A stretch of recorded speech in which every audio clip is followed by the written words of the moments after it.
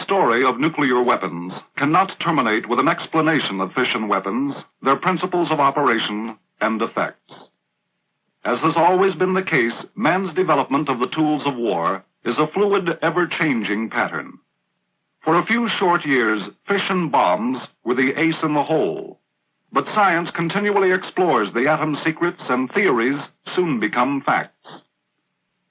Fission weapons were not replaced, not obsolete. Rather, they were augmented by the new power, the thermonuclear weapon. This is the story of the historical development of such weapons, now being added to our national stockpile. The United States has, through use of the Pacific Proving Grounds and Nevada Test Site, culminated years of laboratory work and research, and taken great strides forward in the field of nuclear weapons. Until late in 1949, it seemed that major emphasis pointed toward further development of stockpile fission weapons. This was correct. However, it was but a part of the story. Scientists knew the blueprint for mass and energy. They knew how to cause the splitting or fission of heavy atoms to produce an explosive chain reaction in the case of oralloy and plutonium. When fission occurs, the total mass of the two fragments is less than that of the original mass. That difference is energy. Fusion, as the term implies, is a fusing together of two atoms into a single nuclear unit, the direct opposite of fission. But still, for light atoms, the new mass is less than the combined masses of the original atoms.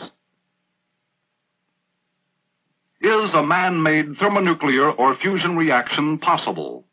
This was the task facing our scientists. They knew the reactions on the sun were of this kind.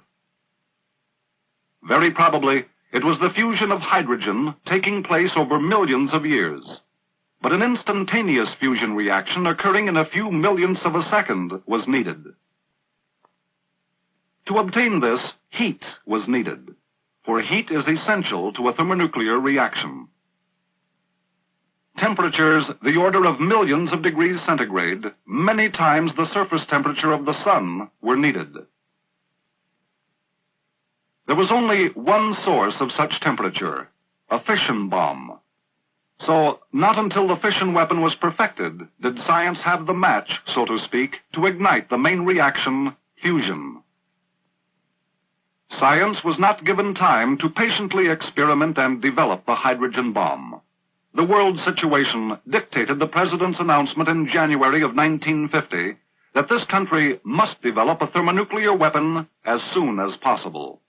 The hydrogen bomb was to become a reality instead of a subject for theoreticians. Common hydrogen has the simplest nucleus known. It has one proton. But hydrogen exists in two other isotopic forms, deuterium, which has a neutron in addition to the proton, and tritium, which has two neutrons and one proton. The first step was to determine if a suitable material, a good bomb fuel, was available. Laboratory evidence proved that ordinary hydrogen, the common element used so frequently and inexpensively, was definitely not suitable as a thermonuclear fuel. But it was believed rare forms of hydrogen would work, namely the two isotopes, deuterium and tritium. Another problem was determination of the proper state in which the fuel must be kept. There are three possibilities: gaseous, as hydrogen normally exists; solid, wherein it is bonded with another element, possibly lithium; or liquid, requiring very low temperature. Deuterium is obtained by relatively simple chemical means, while tritium is pile-produced, a complex and costly process. Deuterium alone is far and away the most practical fuel. However, there was considerable question regarding its reaction time, its ability to ignite during the fraction of a microsecond that the required degree of heat is available. There was also question whether tritium atoms would fuse with each other. On the other hand, studies indicated a reasonable probability that tritium would fuse quite readily with deuterium, A mixture of the two, then, a DT mixture, stood a chance of successfully reacting. This was the direction taken leading to Operation Greenhouse in the spring of 1951. Here, the first thermonuclear experiment in recorded science was to occur. At Greenhouse, with a George shot, small, nearly equal amounts of deuterium and tritium were taken, brought down to a liquid state, and put in a refrigerated container close to a fission device. George was designed to determine if fission energy could fuse a deuterium-tritium mixture. This could be detected by measuring high-energy neutrons produced by fusion reactions.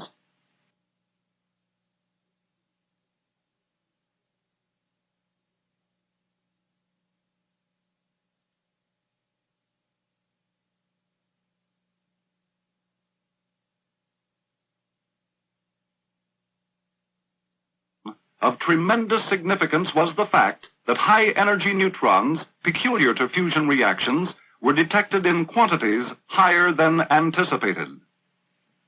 This was definite proof that fission weapons were suitable for providing the energies required for the fusing of deuterium and tritium. The end result was that a program dealing with wet weapons, that is, those weapons carrying their fuel in a liquid state, was adopted, leading to Operation Ivy and Mike in the fall of 1952.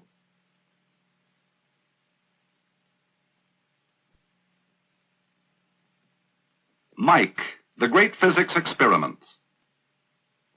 21 feet high, 80 inches in diameter, and weighing some 80 tons.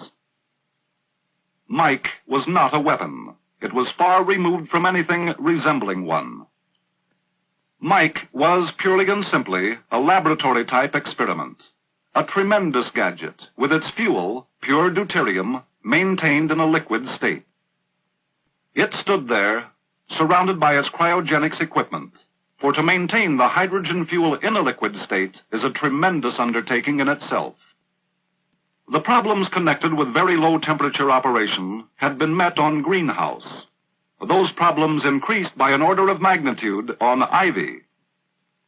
The heavy hydrogen fuel for wet weapons must be kept in a liquid state, so a temperature of less than minus 417 degrees Fahrenheit must be maintained, just 42 degrees above absolute zero. Cryogenics became a major factor in development of deliverable thermonuclear weapons, and the services went ahead on a full-scale basis with the wet weapon program. Within its Pacific Island laboratory, Mike stood ready for a most significant moment in weapons development. This was the first full-scale test of a hydrogen device. If the reaction goes, the thermonuclear era has arrived. The physics experiment ended, and with it came the wealth of diagnostic data to be digested. Mike was successful, but it was still a device, testing a principle, not a deliverable weapon of war. So, as of November 1st, 1952, we had the principle, but lacked the real weapon. During the months after the Mike detonation, preparations for a new series of tests to solve the problem of a deliverable megaton weapon went on at an accelerated pace. All this leading to Operation Castle at the Pacific Proving Ground in the months of March, April, and May, 1954. Certain tests carried out at the Nevada test site materially increased the stockpile of weapon data. Tremendous amounts of time and money were saved by conducting tests here rather than the Pacific Proving Ground. Operations Tumbler Snapper and Upshot Knothole, held during 1952 and 1953, respectively, provided information on case construction and included studies of other associated nuclear processes. Contributions of the Nevada test site were vital and significant in the thermonuclear weapon field. The emergency capability weapons that were being hurriedly built for the stockpile were proof tested at Bikini and Enewetak atolls in the early months of 1954 during Operation Castle. In addition, valuable information was gained which was to lead to a new family of thermonuclear weapons of improved design and quality. Castle had 4 objectives. 1. Assurances that emergency capability weapons did, in fact, fulfill the requirements placed on them. 2. An evaluation of dry versus wet thermonuclear fuels. 3. Reduction of size and weight in future weapons. 4. Obtain effects data on large-yield weapons. Castle was a 6-shot test, 5 at Bikini and the other at Eniwetok. From this operation, we learned the answers to questions on the behavior of thermonuclear weapons and their fuel systems. We found that the intricate and cumbersome problems of cryogenics born with Mike Shot in 1952 could be canceled out and emphasis put on dry or solid fuels. Thus, in a period of 15 months, the wet program was obsolete. Castle was a success. The achievements from this one test are proof enough. The wet weapon program was dropped, and all attention focused on dry fuel systems. Vital data on effects of high-yield weapons were obtained. Definite reductions in the amounts of costly, hard-to-get tritium, and increased knowledge in the use of light element fuels necessary for weapon function was another Castle bonus. And by far, the most important item was the emergency capability program. Castle proof-tested vitally needed weapons, deliverable weapons for the services.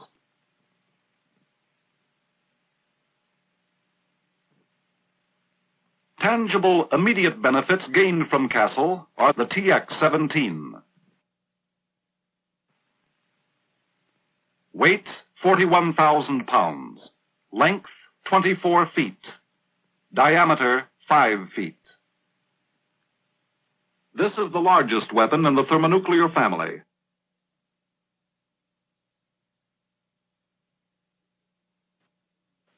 The TX-24, its sister weapon, is identical externally and differs only in nuclear components. The TX-21, weight about 18,000 pounds. It measures 150 inches in length and 56 inches in diameter. The TX-21 is essentially a scaled-down TX-24. Its sister weapon, the TX-36, is identical externally. The TX-15, a small, relatively low-yield weapon of 8,000 pounds. The TX-15 measures 11 feet 6 inches in length and less than 3 feet in diameter. Its uses will be varied, and it can be carried by a wide range of aircraft types. TX-14 was fabricated in small quantities to augment the stockpile. It was very similar to the TX-17, but shorter and lighter, measuring 19 feet in length, 5 feet in diameter, and weighed just under 30,000 pounds. While smaller and lighter than the 17, its cost in active materials was considered to be too high to constitute a practical weapon, and hence the 14 has been retired from stockpile. These weapons fulfilled most of the military requirements for 3 of the 4 general classes of thermonuclear weapons as then laid down by the JCS. Class A, TX-17 and TX-24. Class B, TX-21 and TX-36. Class C, TX-15. The TX-15 exceeds the desired weight limitations by approximately 1,000 pounds. Class D, a weapon in the design stage weighing not more than 3,000 pounds, a requirement for future development of a new family of thermonuclear weapons to ultimately replace those now in stockpile, has been stated by the Joint Chiefs of Staff. This requirement redesignates the weapons classes. However, there is much more to a thermonuclear weapon than its size and weight. It is inside where the big payoff comes. There are 2 main units making up any weapon of this type. The first of these is the primary, the other main unit is the secondary or thermonuclear portion.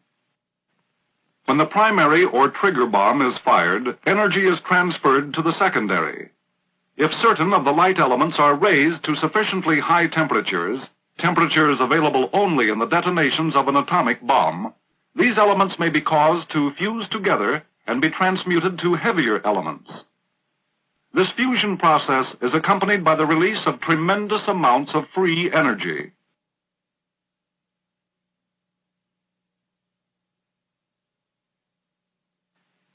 This has been a brief resume of the development and operations of thermonuclear weapons.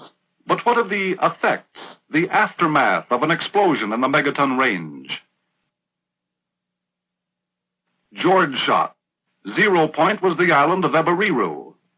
George left a crater 1,000 feet across and 10 feet deep. Mike. 0 was the island of Ilujilab. The crater was 1 mile in diameter and sloped down to a maximum of 175 feet. An entire island was vaporized, and sections of islands on either side were chopped off. This is the island of Enenman, Bikini Atoll, 15 miles from 0 point, the first shot of Operation Castle. This, too, is Enenman, 15 miles from 0.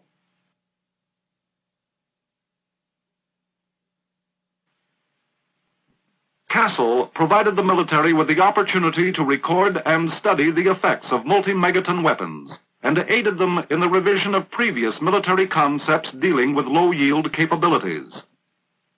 For example, initial gamma radiation at ranges of concern was only about 1/10 of the predicted intensity.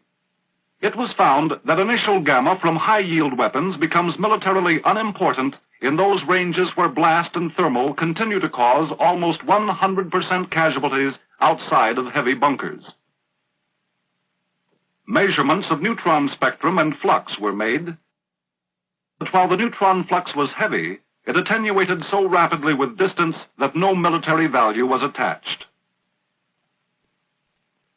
The significance of fallout from high-yield surface detonations becomes increasingly important from the military viewpoint. Fallout begins with the millions of tons of earth vaporized or thrown out by the explosion. It traps radioactive fission products while being drawn to great heights within the cloud. The main fallout pattern appears to have been dominated by winds between 20,000 and at least 70,000 feet, with some influence exerted on the pattern by winds outside this band. A shower of radioactive particles drop from the cloud as it is carried along by these winds at rates determined by individual particle size, so that many hours are required before the pattern is complete.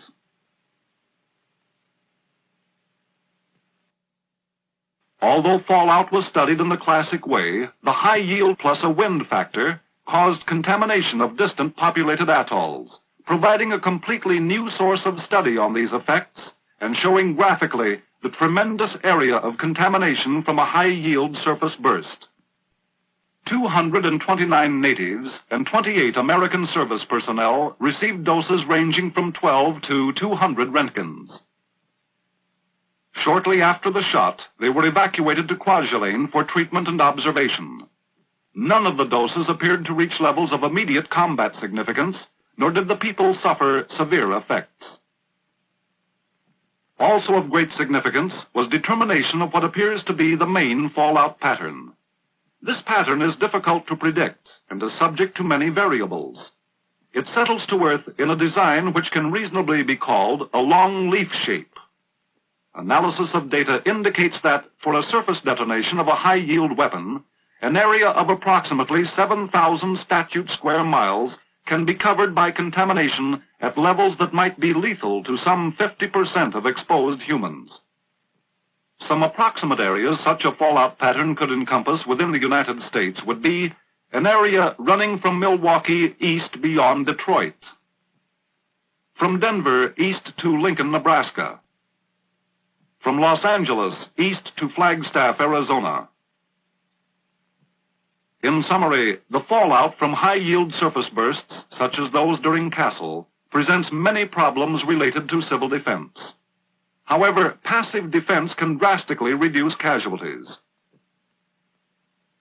The shelter of a frame dwelling will cut the dose rate to 1/2 of the outside rate, and a position in the basement would reduce it to 1/10. Attenuations in excess of 1,000 can be gained in basements or middle stories of multi-story buildings, or in simple shelters with at least 3 feet of earth overhead. The seeking of optimum shelter for a minimum of 2 to 4 days appears to offer the best chance for survival. In areas some distance away and downwind from the point of detonation, a period of 5 to 10 hours may be available in which to seek shelter before fallout begins. The first studies on blast from megaton weapons were made on IV Mike. Castle provided a check on these figures and added some of its own. However, the real military importance of high-yield blast effects lies not in their type or quality, but in their enormous range compared to kiloton weapons. A 100 kiloton weapon at optimum height will cause severe damage over an area of 5 square miles and moderate damage over 12 square miles. Contrast this, 5 and 12, with 80 square miles of severe damage and 240 square miles of moderate damage from a 15 megaton surface burst like Castle Shot 1. 240 square miles, more than 20 Hiroshimas in a group, more than 10 Manhattans, in which blast, compounded with fire, may bring almost total destruction. The big bonus from multi-megaton weapons is the longer positive phase, producing blast damage far beyond that of kiloton weapons. Many other projects made up the effect studies on Castle. For example, drone Liberty ships were utilized to aid in perfecting washdown techniques for vessels caught in fallout areas. No thermal military effects tests were scheduled on Castle, but measurements were made of the thermal spectrum, power versus time, and total energy. Power versus time graphs show that the main thermal pulse of a low-yield weapon arrives and is essentially completed inside of a couple of seconds. From a high-yield weapon, it takes some 3 seconds to reach the peak of the main pulse, which has a comparatively long duration. Therefore, quick dodging into even light cover would allow target personnel to escape most of the thermal effects. The slower delivery time also requires a scaling up of low-yield thermal damage criteria. Equivalent damage from a 1 megaton bomb requires twice as many calories as would be required for a low-yield weapon. The needed increase approaches 350% for 15 megatons, and probably still more for higher yields. But even with these handicaps, the thermal destructive range of megaton weapons is huge. Against exposed troops wearing 4-layer winter uniforms, an optimum burst height with a 100 kiloton bomb can produce 50% casualties out to nearly 2 miles, involving an area of 10 square miles. A 15 megaton burst will, even after tripling the calorie requirement, produce these 50% casualties out to the edges of a 75 square mile area. Lighter clothes will greatly extend the area. Extending the comparisons, it can be seen that the 100 kiloton weapon will probably cause heavy primary or secondary fire damage in average cities over about the same 10 square miles that fitted the 50% casualty probability. A great many small trash and litter fires would be initiated over some 25 square miles. Using the 15 megaton bursts, it is possible to get very heavy fire damage over 75 square miles, and the sporadic small fire area may become in excess of 200 square miles. No estimate can be made as to how many of these fires would survive the blast winds, but based on Hiroshima and Nagasaki plus test experience, destruction could be extensive. Castle also provided more data on the problems of delivering multi-megaton weapons by aircraft and the blast and thermal effects on such planes. A B-36 at 57,000 feet slant range and a B-47 at 62,000 feet slant range were used, the B-47 providing a means of extrapolation to the B-52.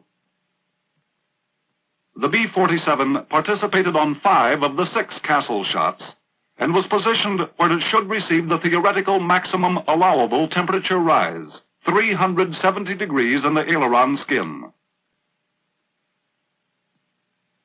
The B-36 flight patterns placed it tail-on toward all but the last shot, for which it was flown head-on for both the thermal and blast phases. As a matter of record, no prompt gamma or fallout problems were encountered by either test aircraft. Thermal damage was in all cases minor, involving only some patches of blistered paint at various points.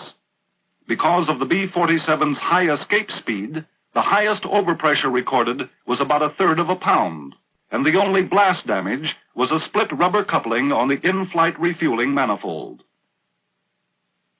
Visual thermal damage consisted of some permanent skin buckling on the elevators, plus burned paint on other areas. Sponge rubber burned around the lower aft blisters, which also cracked, either from thermal or shock, or both. Blast damage included characteristic dishing of wings, under nacelles, bomb bay doors, lower turret and landing gear doors, spotty rivet failure, and severe crushing of the radome. In totaling up the preliminary data from these studies, it was found that both the B-36 and the B-47 can be used for the delivery of multi-megaton weapons up to castle size. However, this is not the only thermonuclear delivery capability. The Department of Defense and Armed Forces Special Weapons Project maintain an ever-expanding plan for the design and proof test of new vehicles for delivery of thermonuclear weapons to fill the needs of the armed forces. It is possible to touch on only a few of the many programs and projects executed on an operation such as Castle. The big point is, they were followed through to conclusion. Facts, data, information were obtained, correlated, and disseminated. The nation's stockpile, the thermonuclear stockpile, became a reality. This is a thermonuclear weapon detonated on Bikini Atoll, as it was witnessed on Eniwetok Atoll, 200 miles away.